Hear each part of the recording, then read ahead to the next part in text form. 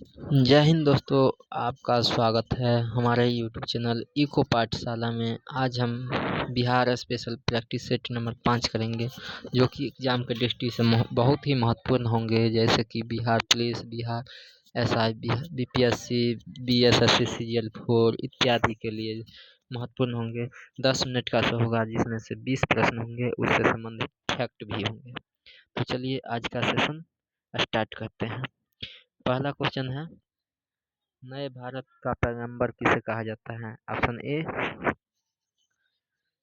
राजा Ram Mohan Roy, option B Swami Dayanand Saraswati, option C Swami Vivekananda. तो इसका answer होगा ऑप्शन ए राजा राम मोहन राय। राजा राम मोहन राय को भारतीय पुनर्जागरण का जनक कहा जाता है, आधुनिक भारत का निर्माता भी बोला जाता है। इन्होंने 1828 में ब्रह्म समाज की स्थापना किया था। स्वामी दयानंद सरस्वती आर्य समाज की स्थापना किया था और एक कथन दिए थे, जो कि वेदों की ओर लौटो। स्वामी विवेकानंद 1897 में रामकृष्ण मिशन की स्थापना किए थे। अकबर सम्राट द्वितीय ने राजा राम मोहन राय को राजा की उपाधि दिए थे। अगला क्वेश्चन है, गुरुद्वारा हंडी साहिब गुरुद्वारा बिहार में कहाँ स्थित है? Option A Bihta, option B Bankipur, option C Gaighat, option D Danapur. तो इसका आंसर होगा ऑप्शन डी दानापुर। गुरुद्वारा हांडी साहिब दानापुर के पटना में स्थित एक पवित्र सिख धार्मिक स्थल है। गुरुद्वारा सिख के 9वें गुरु तेग बहादुर जी के याद में बनाया गया था। अगला क्वेश्चन पर चलते हैं। अगला क्वेश्चन है, बिहार में कला भवन कहाँ स्थित है? Option A Purnia, option B Chhapra, option C Siwan, option D Buxar. तो इसका आंसर होगा ऑप्शन ए पूर्णिया। पूर्णिया में प्रसिद्ध कला भवन स्थित है।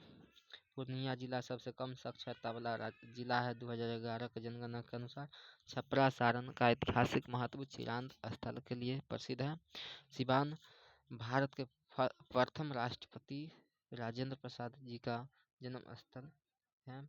बक्सर का युद्ध 1764 में हुआ था और ब्रिटिश शासन का नींव पक्की की थी। अगला क्वेश्चन पर चलते हैं। अगला क्वेश्चन है, गौतम बुद्ध को 29 वर्ष की अवस्था में पुत्र की प्राप्ति हुई, उनका नाम क्या था? Option A Sankalp, option B Kunal, option C Rahul, option D Dashrath. इसका आंसर होगा ऑप्शन सी राहुल। उनके पुत्र का नाम राहुल था, जिनका अर्थ है एक और बंधन होता। गौतम बुद्ध 29 वर्ष की अवस्था में गृह त्याग किया था, जिसे महाभिनिष्क्रमण कहा जाता है। बुद्ध की पत्नी का नाम यशोधरा था। कुणाल सम्राट अशोक का पुत्र था।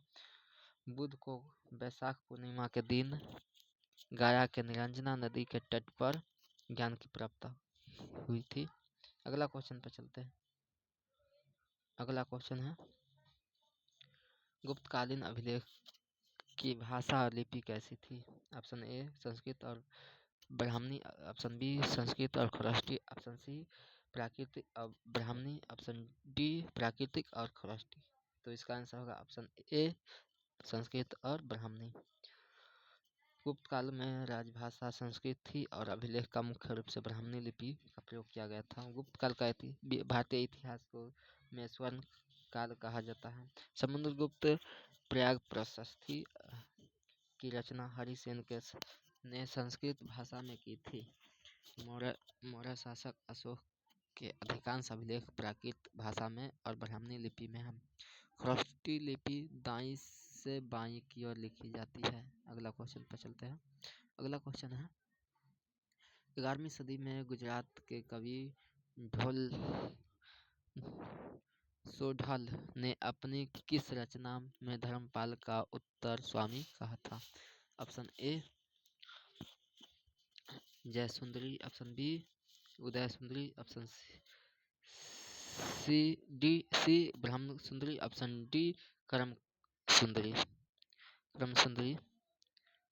तो इसका आंसर होगा ऑप्शन बी उदय सुंदरी। कवि सोढल ने अपनी कृति उदय सुंदरी कथा में धर्मपाल को उत्तरापद स्वामी कहा था। धर्मपाल पाल वंश का सबसे प्रतापी राजा था जिन्होंने कन्नौज पर अधिकार किया था। भागलपुर में विक्रमशिला विश्वविद्यालय की स्थापना की थी। धर्मपाल ने नालंदा विश्व विहार के रख रखाव के लिए 200 गांवों को दान में दिए थे। पाल शासक बौद्ध धर्म के महान संरक्षक थे। अगला क्वेश्चन है 7वां। गुलाम वंश का प्रथम शासक कौन थे? Option A Qutbuddin Aibak, option B Iltutmish, option C Balban, option D Razia Sultan. तो इसका आंसर होगा ऑप्शन ए कुतुबुद्दीन ऐबक। कुतुबुद्दीन ऐबक 1206 ईस्वी में गुलाम वंश की स्थापना किए थे, जिसे मामलुक वंश भी कहा जाता है। इसे इसकी उदारता के कारण लाख बख्शी, लाखों में दान देने वाला कहा जाता है। इल्तुतमिश को दिल्ली सल्तनत का वास्तविक संस्थापक माना जाता है। रजिया सुल्तान दिल्ली की पहली और अंतिम महिला मुस्लिम शासिका बनी थी। बलबन ने लौह और रक्त की नीति अपनाई थी। अगला क्वेश्चन पर चलते हैं। अगला क्वेश्चन है गंगेटिक गंगा डॉल्फिन अभयारण्य बिहार के किस जिले में है? Option A Gaya, option B Buxar, option C Saran, option D Bhagalpur. तो इसका आंसर होगा ऑप्शन डी भागलपुर। भागलपुर गंगाई डॉल्फिन भागलपुर जिले के लिए स्थित है। विक्रमशिला गंगेय डॉल्फिन अभयारण्य है। गंगा डॉल्फिन भारत का राष्ट्रीय जलीय जीव है। इसे स्थानीय भाषा में स्वंस भी कहा जाता है। पटना में एशिया का पहली डॉल्फिन रिसर्च सेंटर स्थापित किया गया। भागलपुर को बिहार के सिल्क सिटी के नाम से जाना जाता है। अगला क्वेश्चन है बिहार सरकार द्वारा गन्ना विकास कार्यक्रम की शुरुआत किस वित्तीय वर्ष में की गई थी? ऑप्शन ए 2010 से 11, ऑप्शन बी 2011 से 12, ऑप्शन सी 2012 से 13, ऑप्शन डी 2013 से 14। तो इसका आंसर होगा ऑप्शन बी 2011 से 12। इसका आंसर होगा ऑप्शन सी 2012 से 13। अगला क्वेश्चन है इससे संबंधित गन्ना विकास कार्यक्रम का शुरुआत 2012 से 13 में की गई थी।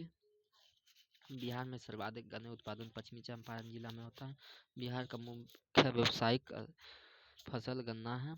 राज्य में एथेनॉल उत्पादन को बढ़ावा देने के लिए नई एथेनॉल नीति लागू की गई है। उत्तर भारत के मैदानी भाग गन्ने की खेती सर्वाधिक उपयुक्त होती है।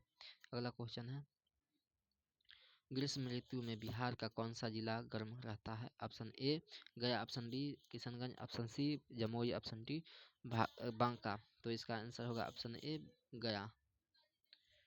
गया बिहार का सबसे गर्म और साथ ही सबसे ठंडा जिला है। किशनगंज बिहार का सर्वाधिक वर्षा वाला जिला है। बिहार में ग्रीष्म ऋतु में मार्च से जून तक रहती है। ग्रीष्म काल में चलने वाली गर्म हवा लू कहा जाता है। बिहार का सबसे कम वर्षा वाला जिला औरंगाबाद है। अगला क्वेश्चन है ग्रीष्मकालीन काल में बिहार का कौन सा शहर सर्वाधिक गर्म रहता है? Option A Jehanabad, option B Patna, option C Vaishali, option D Gaya. तो इसका आंसर होगा ऑप्शन डी गया, जो कि ऊपर में क्वेश्चन दिया हुआ है। गया शहर ग्रीष्मकालीन में सर्वाधिक तापमान दर्ज करता है। बिहार का जलवायु मुख्य रूप से मानसूनी है। पटना बिहार की राजधानी है और गंगा, सोन, पुनपुन नदी का संगम स्थित पर है। वैशाली विश्व का प्रथम गणतंत्र है। मानसून बिहार का सामान्यतः जून के दूसरे सप्ताह के आसपास प्रवेश करती है बिहार में। अगला क्वेश्चन है ग्रीष्म काल में चलने वाली गर्म हवा को बिहार में क्या कहा जाता है? ऑप्शन ए लू, ऑप्शन बी गर्मा, ऑप्शन सी काल बैसाखी, ऑप्शन डी हर्मटन। तो इसका आंसर होगा ऑप्शन ए लू। उत्तर भारत और बिहार में चलने वाली शुष्क और गर्म हवा लू कहा जाता है। काल वैसाखी बंगाल में आने वाले तीव्र तूफानों को कहा जाता है। हरमट्टन सहारा मरुस्थल में चलने वाली एक गर्म हवा है जिसे डॉक्टर विंड भी कहा जाता है। बिहार में मानसून पूर्व की वर्षा को आम्र वृष्टि भी कहा जाता है। बिहार में सर्वाधिक गर्मी मई के महीने में पड़ती है। अगला क्वेश्चन है, ग्रेनाइट चट्टानों से निर्मित माता भगवती दुर्गा मंदिर मंदारगिरी कहाँ स्थित है? Option A Aurangabad, option B Sitamarhi, option C Gaya, option D Bhagalpur. इसका आंसर होगा ऑप्शन डी भागलपुर। मंदार पर्वत मंदारगिरी बिहार के बांका जिला में स्थित है। विकल्प में निकटतम भागलपुर है जो कि ऐतिहासिक रूप से भागलपुर क्षेत्र में होता है। यहाँ भगवान विष्णु का प्रसिद्ध मंदिर है और जैन धर्म के तीर्थ स्थल भी है। औरंगाबाद देव सूर्य मंदिर है जो अपनी कोणार्क शैली में प्रसिद्ध है। सीतामढ़ी माता सीता की जन्म स्थल के लिए जानी जाती है। समुद्र मंथन के समय मंदार पर्वत को ही मथानी बनाया गया था, ऐसे पौराणिक मान्यता है। अगला क्वेश्चन है, ग्रेट पब्लिक लाइब्रेरी की स्थापना कब हुई? Option A 1912, option B 1914, option C 1916, option D 1918। इसका आंसर होगा option C 1916। Great public library की स्थापना 1916 में हुआ था। खाद बॉक्स ओरिएंटल लाइब्रेरी पटना में है जिसकी स्थापना 1891 में हुआ था। सिन्हा लाइब्रेरी पटना की स्थापना 1924 में हुआ था जिन्हें सच्चिदानंद सिन्हा ने किए थे। बिहार में शिक्षा और साहित्य के संरक्षण के लिए कई ऐतिहासिक पुस्तकालय मौजूद है। 1916 में पटना उच्च न्यायालय की भी स्थापना हुआ था। अगला क्वेश्चन पर चलते हैं, गौतम बुद्ध का जन्म कब हुआ था? ऑप्शन ए 561 ईसा पूर्व में, ऑप्शन बी 563 ईसा पूर्व में, ऑप्शन सी 565 ईसा पूर्व में, ऑप्शन डी 567 ईसा पूर्व में। तो इसका आंसर होगा ऑप्शन बी 563 ईसा पूर्व में। 563 ईसा पूर्व में इनका जन्म हुआ था। कपिल वस्तु के लुम्बिनी नेपाल में हुआ था। बुद्ध के बचपन का नाम सिद्धार्थ था। इनकी मृत्यु महापरिनिर्वाण 583 ईसा पूर्व में कुशीनगर में हुआ था। बुद्ध ने अपना प्रथम उपदेश सारनाथ में दिए थे और जिसे धर्म चक्र परिवर्तन कहते हैं। बुद्ध को लाइट ऑफ एशिया भी कहा जाता है, शाखा ज्योतिषपुंज। अगला क्वेश्चन है, लीची उत्पादन में बिहार का देश में कौन सा स्थान है? ऑप्शन ए प्रथम, ऑप्शन बी द्वितीय, ऑप्शन सी तृतीय, ऑप्शन डी चतुर्थ। तो इसका आंसर होगा ऑप्शन ए प्रथम। बिहार में देश के कुल लीची उत्पादन का लगभग 70 से 80% उत्पादित होता है, इससे प्रथम है। मुजफ्फरपुर जिले की शाही लीची को जीआई टैग प्राप्त है। बिहार मखाना उत्पादन में भी देश में प्रथम स्थान है, 90%। आम उत्पादन में बिहार का स्थान देश में काफ़ी महत्वपूर्ण है, मुख्यतः जर्दालू आम। बिहार का मुजफ्फरपुर, वैशाली, पूर्वी चंपारण लीची के लिए मुख्य उत्पादन क्षेत्र है। अगला क्वेश्चन पर चलते हैं। अगला क्वेश्चन है, लीची उत्पादन का केंद्र बिहार में कहाँ अवस्थित है? Option A Bhagalpur, option B Patna, option C Motihari, option D Muzaffarpur. तो इसका आंसर होगा ऑप्शन डी मुजफ्फरपुर। राष्ट्रीय लीची अनुसंधान केंद्र मुजफ्फरपुर मुसहरी में स्थित है। केंद्रीय आलू अनुसंधान केंद्र पटना में स्थित है। चावल अनुसंधान केंद्र संस्थान आरा में स्थित है। मुजफ्फरपुर में लीची शहर कहा जाता है मुजफ्फरपुर को। पूसा समस्तीपुर डॉक्टर राजेंद्र प्रसाद केंद्रीय कृषि विश्वविद्यालय अवस्थित है।